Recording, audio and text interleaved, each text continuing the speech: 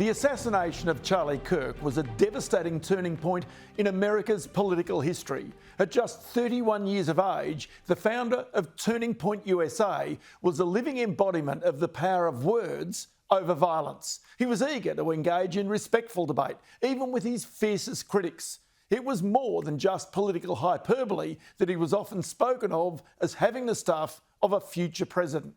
But what's less known about Charlie Kirk is his success in building a business. Sky News Australia has been granted special permission to rebroadcast Charlie Kirk's last ever interview. And the reason we broadcast it is because the interview is predominantly about business, about how Charlie Kirk built his own business interests so rapidly, his views about Elon Musk, and so much more. Kirk was in discussion with American restaurant entrepreneur Andrew K. Smith at the Restaurantology Summit in Salt Lake City, Utah. It was recorded on September 10. The interview finished at 11:10 local time in Salt Lake City. From there, Charlie Kirk drove to the nearby Utah Valley University.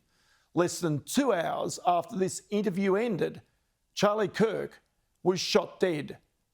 Listen now to Charlie Kirk's final interview and his lessons on building a business. I have enjoyed being a founder and meeting other founders. And when I meet other founders, I love hearing their stories.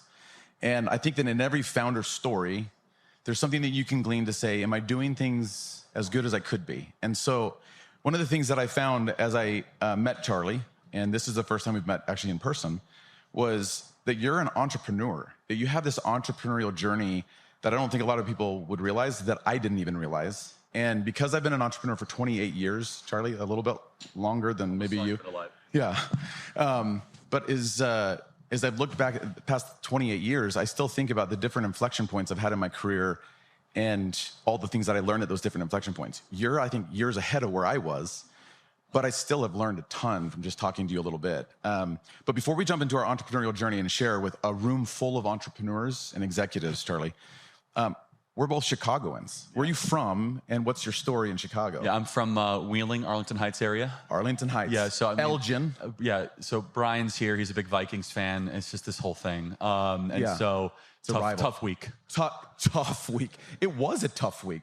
I think it was the last minute, thanks right? for reminding me. Yeah. No. Hey, listen, I'm a Bears fan in the back as well, but yeah, you grew up in Chicago. You're not in Chicago now, though, Charlie. No, in Arizona. In Arizona. So whoever runs Hash Kitchen, we have pumped a lot of money into your enterprise, and we'll continue to do so. Great, yeah. Well run. I didn't even know you guys had Hash Kitchen. Yeah. You have these, I think these Bloody Marys that are like this code. big. Yeah. It's like you walk in, it's like half the size of your, you don't even need breakfast after that. Yeah.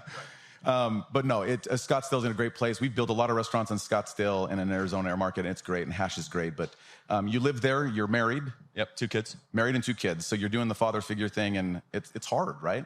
It's a lot, especially as an entrepreneur, right? Yes. There's practices that we have to sustain to keep it all together, such as honoring the Sabbath, which is really big in our family, just resting for one day. Yeah.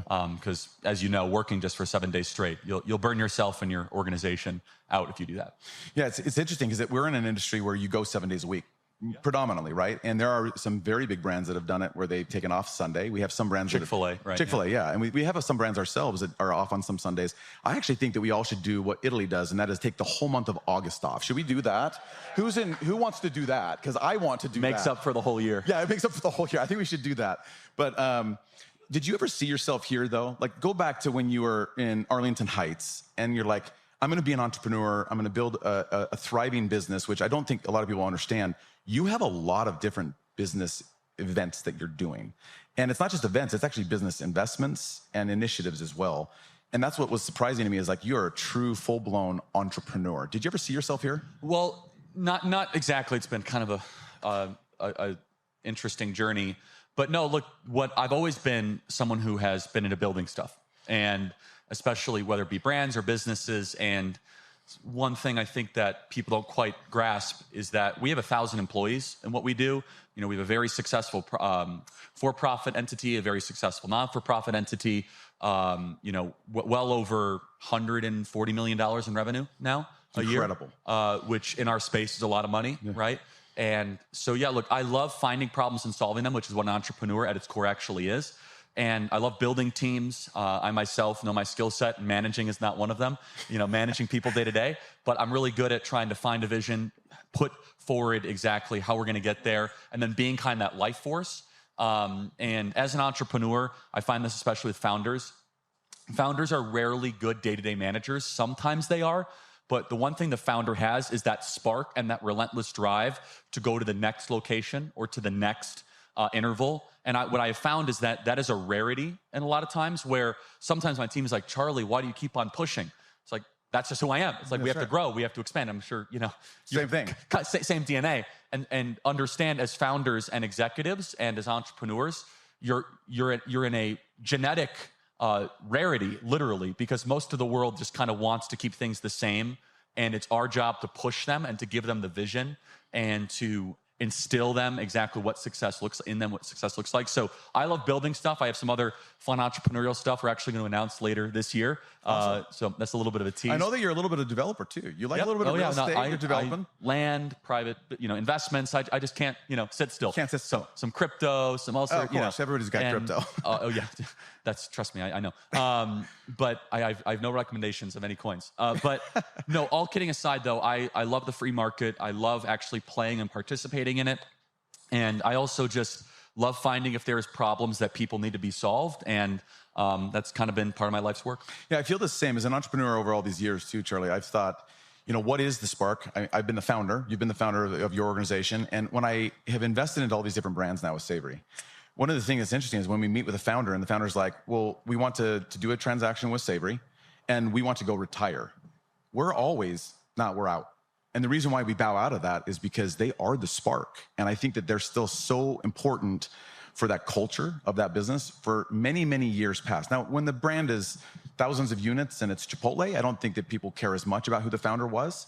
But when you're in the realm that all of us are in, which is, call it 2 to 20 or a little bit beyond, I feel like it really is important. That spark is interesting. Yeah, no, it's incredibly important. And also, you as the founder and everyone in this room that has started something or is running something, you have an obligation to be the hardest working person in that entity and to set the tone and set the pace. Nothing collapses an organization quicker than when either the founder during growth mode, now during sustained mode is different, but during growth mode, the founder is noticeably working less and putting less time in than the team. Yeah. That is a recipe for catastrophe. And that happens when you get a lot of outside money sometimes into a business.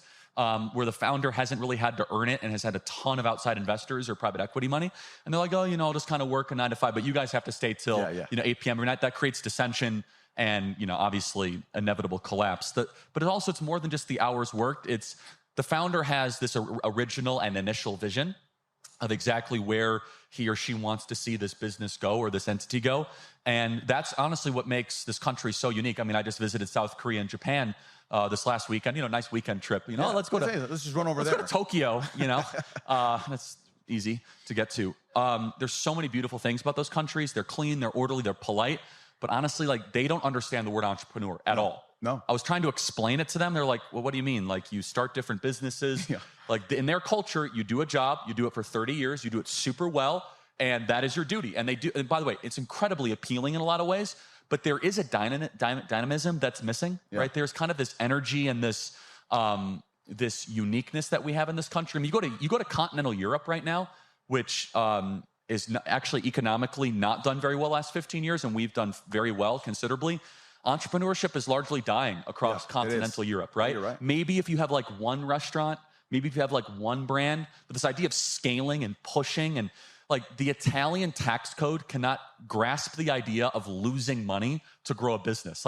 It's an income. They're like, wait, what do you mean you're going to lose money? That businesses only exist to make money. Yeah. Well, no, you're going to lose it to boost the valuation to grow it. And the point being is that we as entrepreneurs, everyone in this room, I think it's one of the things that makes this country so exceptional and important. I agree. Because it creates new wealth. It's new risk in the marketplace. And it delivers for the consumer and the customer and the citizen new ideas, better products, and it's that constant competition is always refining us towards a better version of success. Yeah, I agree with that. I was going to say, I will speak for everybody in the room. I think that we would like some employees to just work for a year Would we like just 1 year straight with like every employee that works? No, that'd be great. You want the Japanese bus driver who's been there since he was 23, wears a full suit and tie with white gloves, and he's like 81, and he's been doing it. He's like, yes, thank you so much. That would be so great at one of your brands, would be great, right? Not the 3-month turnover. Like, I want to go find myself in a trailer in Alaska. That's right. That's right. I've never heard that one, Charlie. I think as an entrepreneur, and I could answer this too, but I really want to get your take on this. But what is the biggest sacrifice that you had underestimated being an entrepreneur? I know mine. This but what's is so yours? cliche, so I apologize, guys. Like Be every cliche. one of these. Okay. But honestly, repetition is the soul of memory. But if you want to be a good entrepreneur, I learned this like 5 or 6 years ago. You have to be so clear on how you spend your time, and your time really is your most valuable resource. And I manage my day down to the 5 or 6 minute interval, right? It's okay, I'll be able to do that call, and this is how long it takes to go into the car. And that, especially when you are in growth mode, which you and I are constantly in growth mode, Always we know in growth nothing mode. but growth. Yep. And that's the other thing as an entrepreneur that I had to learn the hard way. Know your nature. Yeah. Know what you're really good at. Yeah. So I always ask my team, I say, does this meeting require patience? And the answer is yes. I'm like, I'm probably not a good person for that meeting, actually. Yeah. Like, I will delegate patient. that, right? Like, unless it's absolutely necessary, if it's like a long, drawn out, like HR meeting, like I could delegate that. But if that meeting requires like quick, decisive action, vision casting, problem solving, bring me in. Yep. So you have to know your nature. And every entrepreneur is different, by the way. Some people in this room might be entrepreneurs that are gifted with patience. I'm not one of those. Yeah, neither am I. Right, exactly. I'm kind of like, okay, what's next? Like, hey, you get to the point. And so I know my demerits and I know my faults, and knowing your nature is incredibly important. And that goes with time as well, which is I find that if I'm enjoying something, I will spend like endless amounts of time and my day will be completely derailed. So I have to try to put on very strict limits. And then as an entrepreneur, you have to obviously have very strong spiritual health, whatever that is in your life, very strong, obviously, mental health, connection and relational health, and then physical health. I think I see far too many entrepreneurs. I could list 5 in my life that I know that just completely forsake the physical health when they're in growth mode, right? They're eating terribly, they're not sleeping, they're not exercising. I'll get to it later. That's what they'll get to it later. Yeah. And when you're young, that's correct. But I actually would make an argument. Not only is it bad for you, obviously, health-wise, but like it actually makes you harder to run that business and to grow that business. I think that people that are properly prioritizing sleep and properly prioritizing diet are actually better founders and better entrepreneurs. And so, but anyway, going back, time management. I find what separates the good from the great entrepreneur is someone that is able to meticulously be able to manage their time. You know, I was able to spend a lot of time with Elon Musk, a year ago, and regardless of your opinions of him, he's a phenomenal entrepreneur, right? Unbelievable founder, like undoubtedly, inarguably, right? And he's so clear on his time management that he actually handles it himself. I couldn't do that, but like he can't even handle the bureaucracy of having like an executive assistant. At times, he's like, nope, I know exactly how much time I must spend on a certain thing, and I will be kind of the guardian of that. And you think about it, like time is the equally distributed resource that we have to always be guardians of. I got to be honest, I don't know how he does that, because I could not live without I couldn't either. So. No, my mind goes in 50 different directions. Yeah, like, it's just go here, go there, do this. It's just, I couldn't possibly do that. So being an entrepreneur, what is the biggest reward so far for you? Just what have you enjoyed the most? Look, we've been incredibly successful financially, and I'm super blessed by that. Our podcast is doing really well, our radio show, our social media. It's not the money. Honestly, it's the journey. I know that sounds like so cliche, like put that on a bumper sticker, but it's the memories that we've created, kind of the can you believe how far we've come? Yeah.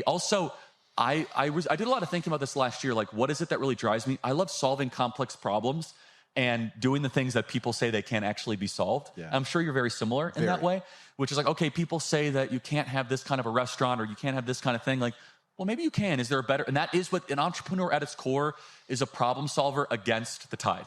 That's what it is. Yeah, it is. Because again, if it was simple, there would be no reason for entrepreneurs. Entrepreneurs are people that, quit companies while they might be ascending, or they're putting out a second mortgage on their home, or they're diving into savings or liquidating their 401k. And I think there's really something admirable about that kind of ambition. Yeah. It makes the world a better place. And so the greatest reward, I'd have to say, is just seeing the journey and seeing obviously some of the lives impacted along the way. Yeah, I agree with that. And I will say this, I've been fortunate enough to, Charlie, as an entrepreneur, to go through some cycles where I've built a business, sold it, built a business, sold it.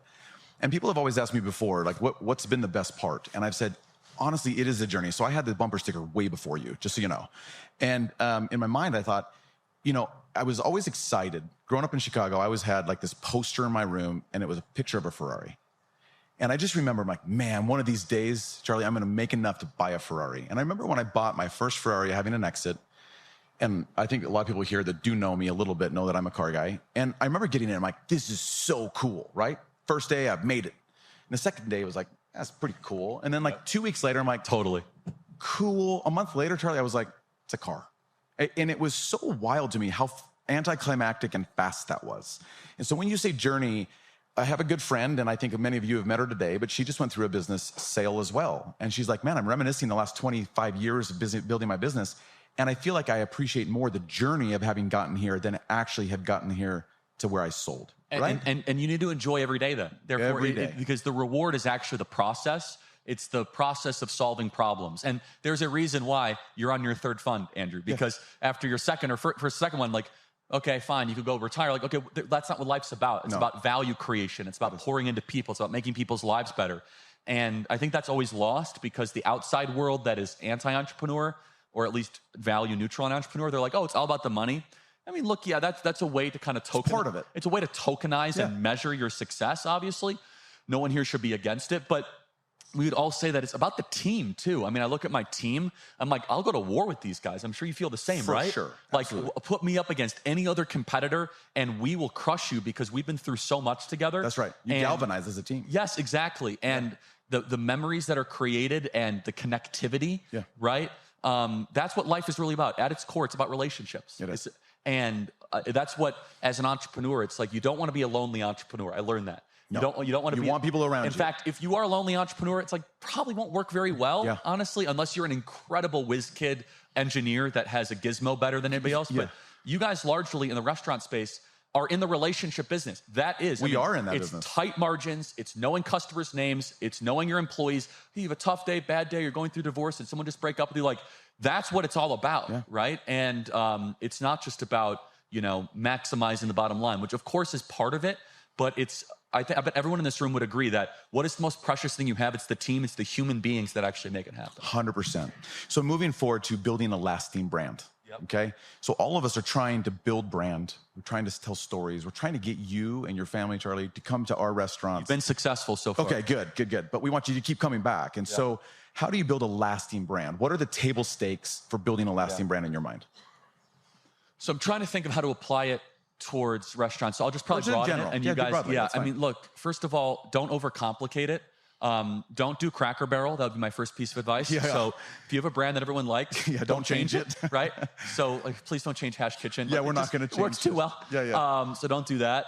But honestly, when it comes to a brand, it has to be something, and I'm constantly trying to build brands. It has to have a missional statement as to why or what you are doing, especially when you're trying to have employees, that it's not going to just be enough as a job. They want to feel as if they're part of something, and they're building something.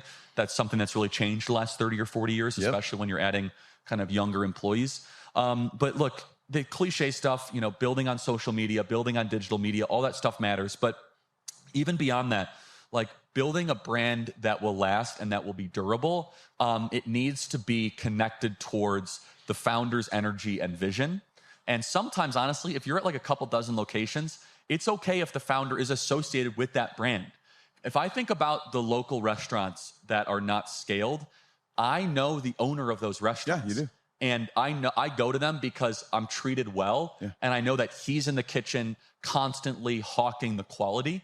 And it's definitionally like not just corporatized. And so when you're trying to build a brand, one of the hardest things for an entrepreneur, and we have not done this successfully yet, is separating the brand from the founder. It's very, very hard.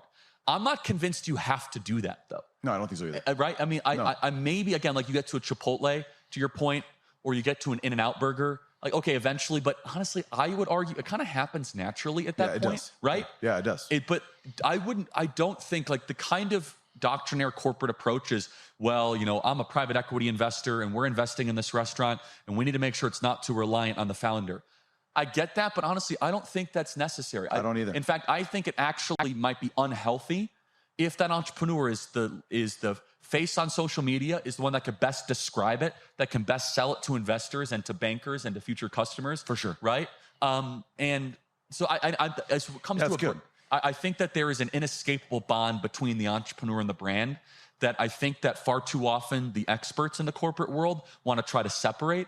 And I actually don't think that should happen as much. I agree. So in building a brand then too, let's go a little further with that. And that is, in our industry, we love having someone like Ovation, and they're one of our tech partners, and we get feedback immediately. So you go into a Hash Kitchen or into any of our counterparts here, the restaurants, and you leave and you're like, oh, this wasn't really good. And you hit, it wasn't a good experience. Or you get people to throw comments on Yelp, or you get people to go out and start talking negatively about you in the industry. It's hard for us because we're trying to build a brand, Charlie. And so how have you, because I'm sure that you've received some of this in your business as well. I have no haters. No, none of us do. We're all here perfect. We have no haters, no criticism. But nothing but supporters. How do we all learn from taking opposition and criticism? Actually, I have a quick question for you. No, ask me. How seriously do you guys take Yelp and all that? As a customer, you never know, because I write these screeds against some of these restaurants, not Sicilian Butcher. Yeah. But like, how seriously do you guys take that in the restaurant I think business? that it is a lagging indicator of how we're doing, not leading. I do think it's something that we look at because we have to. There's not a lot of different ways to know how you're doing. I feel like all of us, and maybe I can't see a lot of you guys, by the way, just like the first two rows, but how many of you guys in here rely on Google more than Yelp? You see the hands. So Google probably more. I think Yelp, I think we all think that it's actually a hidden mafia somewhere and that they just want the negative. And so I think I also think there's some fake stuff on Yelp. I Am I don't know. wrong? I think we would all agree with that too, that there's some Do you of think it's your fake. competitors are planting bad comments? Yeah, I think that's what we've wondered, right? I think there's. I want to get to the bottom of it. Yeah, we want to get to the bottom. Once you get to the bottom of it, let us all know. We want to know. But either way, it is important. I've always been curious about that. Yeah, no, it's important for us. And so you're right. Like you get, as founders, as Savory and our team, we look at people having bad experience after bad experience. It's good to see that and go, we need to address this, and this within the business. But how do you take it and then just as a team to not let it melt you down and turn that opposition or criticism into a strength? Yeah, look, first of all feedback is an opportunity to get better, right? And at least in my business and what I do, anytime someone has negative feedback, I personally see it through to make sure that it's addressed. And I do it like aggressively. I do it really fast. And I do it involving the parties and the actors that were responsible. So it's a learning lesson so it never happens again, right? So we run these big events, 20,000 people show up. It's the biggest events. We have one in Phoenix. And if someone has a bad experience, I go straight to the events director. I say, what is the reason of this? Like, why did it happen? You're going to refund the money, and we're going to make sure it never happens again. So it then becomes a standard operating procedure improvement, not just like, hey, can you make sure this is handled? And sometimes it turns out that person is wacky, and they are finding something wrong. You've all experienced this as restaurant owners and operators. Somebody's just looking for something wrong, and the pancakes were perfect, and they're still looking for something, right? Yeah. But they weren't perfect enough. But you can tell, this is what's really important. You guys have a good antenna as founders, a legitimate piece of feedback and an illegitimate piece of feedback, right? And when that legitimate piece of feedback comes through, you need to personally usher that through the process, because it's easy to just delegate it and be like, that's just an outlier. But think about it. If 1 out of 100 people are not going to return, and you scale that over a course of 5 years, guys, that's your margins, right? Yeah. Especially in the restaurant business, right? The restaurant business is built on recurring customers over periods of time. It's very much on the returning customers. So for us, it's not dissimilar, right? We run these events. If 20,000 became 17,000, that's a big deal. That's a big deal, right? That's kind of eats away at the margins and the core of what we do. So as far as like sustaining the brand though, you want to try to be ahead of it, right? And this is where I think founders and entrepreneurs should never be disconnected from the lived experience of what you are trying to actually present forward. And so that means you guys should continually make sure you are eating the food that you are serving to make sure that it's still good. It's the greatest way to do it. I'm sure you teach your entrepreneurs and your managers all the time. And I eat at all of my restaurants just to make sure. How do I apply this to my life or to us? I make our event managers go as attendees to our own events for a couple hours. Go sit in the chair. Is the audio good? Is the acoustics good? Are they getting into the room quickly? Is it too hot? You have to all of it. You have to go through that kind of lived experience. And we do surveys, we do feedback, but all that I think is a bunch of rubbish, honestly.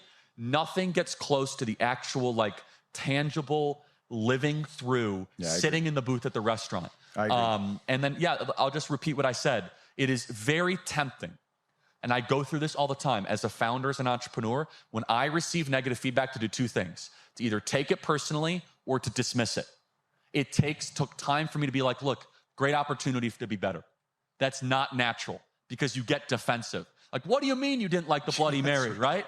But okay, let me think about this. Is there a way we do it? And then you can use prudence to be able to navigate that. Yeah, that's actually a very powerful one. That is, you got to go through probably some exercises to get there. But it takes time. It takes mentorship. And that's, again, going from good to great. Yeah, it is. Good to great, you look at feedback as an opportunity to upgrade and to turbocharge, not just to either get bitter or to dismiss and act as if nothing is wrong. That's right. Even though the statement, I got to be honest, feedback is a gift. I know it is, but when someone says that to me, I want to punch him out. Yeah, but not all feedback is. You have to use prudence and wisdom to know, like, okay, this is just a person that literally complains for a living, right? Yeah. They want a free meal, they want a free airline ticket.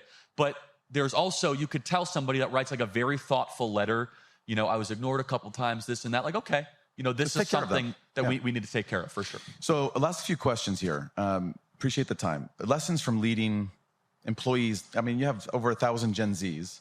We employ a lot of Gen Zs. I could teach a master class on that. Okay, well, tell us a 2-minute master class on just teaching and leading those Gen Zers. So if in the ideal world, you have a clear set of articulated values for your company that is no more than 1 page, maybe 2 pages. And in the onboarding process of onboarding a Gen Zer, you not just recite it, you get buy-in as to what those values are. We show up on time around here. We tell the truth. We don't blame people for our problems, right? We always try to find a way to make things better, right? You do not bring your personal life into the workplace, right? Blah, blah, blah, blah, blah, blah, blah. While you are onboarding them, you don't just do it. You say, hey, do you have any problem with this? Tell me your feedback. You involve them in that value process. You get them to co-sign it, not just in some procedural way, but to have them have real buy-in. Why does that matter? You have now established a standard of conduct that when they break it, like, hey guys, remember in that onboarding 3 months ago, you said you're not gonna bring your personal life into business? Well, you just did that. So let's talk about why you did that. You need to live up to the standard. This is probably always been true in corporate life. It is so enormously important for Gen Z because they have a tendency to try to make, there's no like work-life separation. And they also will cry injustice sometimes for something that you think is a normal operating corporate business practice that they need to be reminded to in clear detail. So you can have like the 10 commandments of savory brands or whatever it is, right? And that process, then there's no wiggle room or excuse. And what it is, it needs to be publicly displayed, right? It needs to be everywhere when you come into work, when you come out of work. So there's no mystery. And again, it can't be 100. It shouldn't be 50. Honestly, you could capture a lot in 10, like tell the truth, don't complain, blah, blah, blah. Yeah. And again, if there's a problem, be like, I don't think you're a good fit here anymore because you're not living up to the standard that you already agreed to. Yeah, that's great. Right? And then you have to live by it. And here is the key. Your managers and your leaders must also live by those rules. You will have a schism in your organization if the managers are living by a separate code. Now, they can have different privileges, but they cannot have different principles. I actually agree with that. Right? Privileges being is, okay, they can come a little later, they can have a company car, but they can't lie. No. Right? They can't do one thing. And like, so privileges and principles are two different things. So for us, it's worked very, very well. It's phenomenal. I'm going to shift because we're out of time, but I want to hear from you. You're obviously in some rooms that none of us are in, but we are all, I think all of us are going into a budgeting season. So we're talking about 2026. And when 2024, Charlie, we sat down and with all of our different brands and management, we said, we think this is going to happen in 2025 and this is going to happen. A lot of it didn't happen, right? Like this year has been a little bit more tumultuous than I think a lot of us have experienced in the past and also that we probably planned for. Give us some guidance as to what you're hearing and thinking about the economy itself going into 26 and how should we budget our career or budget our businesses so that we're safe in our career. Please, anything I say here, guys, take with an enormous grain of salt. Please have it be one data point and a factor of many. Last thing I want to tell you is the economy is great. You guys open 5 new locations and they close and I have a, We're going to send you some Yelps. Well, I think you guys will do more than that. Yeah. But look, I happen to be very long-term bullish on the American economy for many reasons, not just psychologically. Just as a side note, I think in reminding your workers that their tax are not tipped up to a certain amount and their overtime is not tipped now, I think is a very interesting potential morale boost that you can tell to your workers. Let me tell you why I'm bullish. I'm bullish because after traveling the world, both to Europe and Asia, they are all looking to America, and they are telling me as a traveler, the American economy is the best. We want to put money into America. We want to buy American securities. We want to buy American real estate. That's amongst the ruling class and the investor class of these other countries.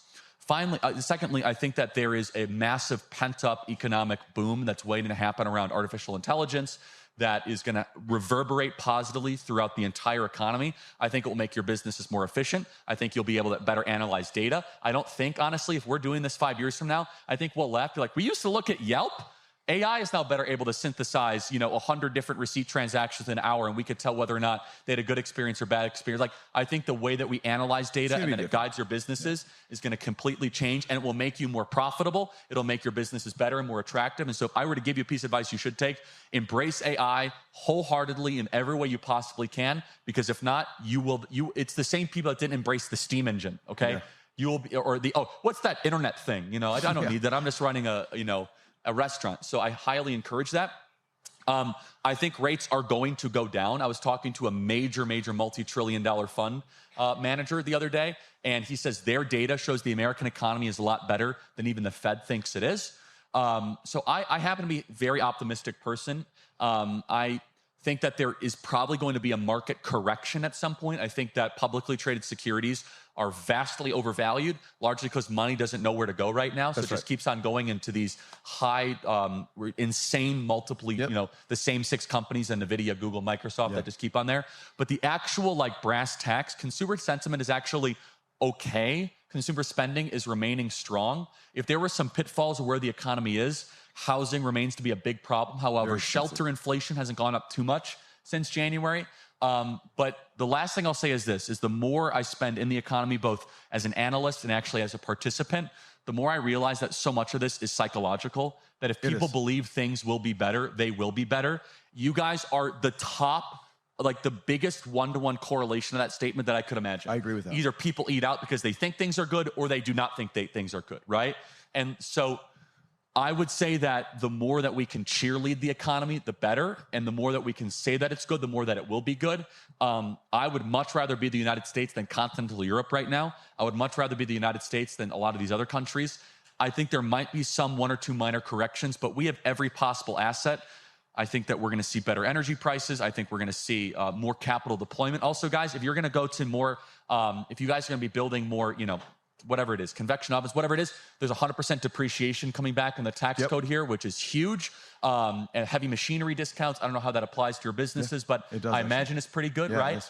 And so eventually you're going to see this thing pop, where there are so many incentives based on this latest tax bill that I think will be enormously positive.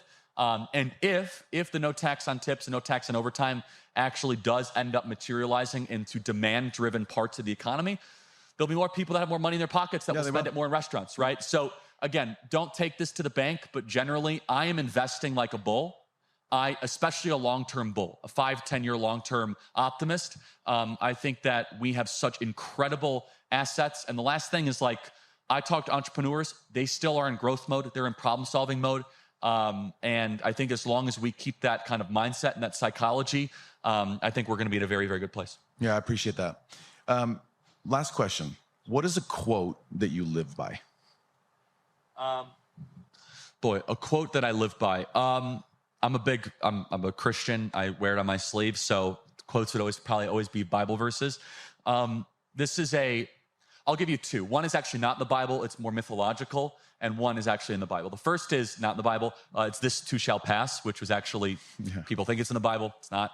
But it's King Solomon's phrase, which is really amazing when you think about it, because it's good no matter what season of life that you're in. If you're going through the worst of times, this too shall pass. And things are going to get better. If you're going through the best of times, though, it's really humbling.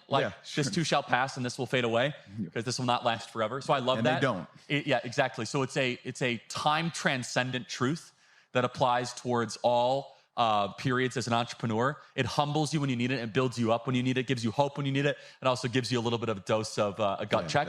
One of my favorite verses, though, is Romans 8:28, which it says that God works all things for good for those who love him. It's a very freeing and liberating verse for those of us that are Christians, because we believe that when things can be really bad, God is working it for his good, his perfect and pleasing will, which is a very, very hard teaching when you come across business closures or staff layoffs. but it's very liberating that God is working all things towards an ultimate good. So I love that, and it kind of is very freeing that I don't have to be in charge of everything. And there is a God, and I'm not him, and I surrender to his will. I appreciate that. My quote, I'm going to share it with you. Is that okay? Yes, please. Is from Epictetus, and it's, if you want to improve, be content to be thought foolish and stupid. The original Stoic. Yeah, he was a former slave that became a Stoic, yeah. And I love it just because as entrepreneurs and all of us here building businesses, we are pretty foolish. It's very, very hard, but you have to be content in the fact that we've signed up for this, that we are showing up every day to battle through it.